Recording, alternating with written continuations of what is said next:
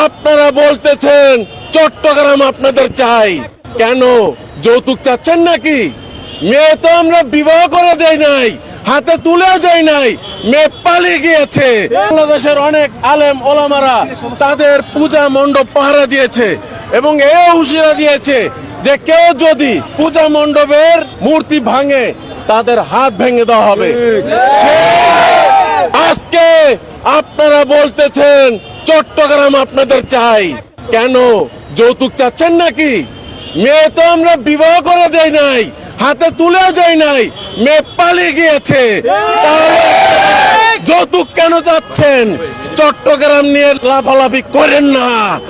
আপনারা যদি চট্টগ্রাম নিয়ে লাফালাফি করেন, আমরা কলকাতা, সেভেন সিস্টার, আগারতলা সবকিছু নিয়ে টান দেব এবং মরহুম আব্দুল হামিদ খান ভাসানীর পূর্ণ মানচিত্র নিয়ে নেব। আমরা বাংলাদেশের মধ্যে পূর্ণ মানচিত্র আমরা বহন করব, বাংলাদেশের পূর্ণ মানচিত্র নিয়ে আমরা ছেড়ে দেব।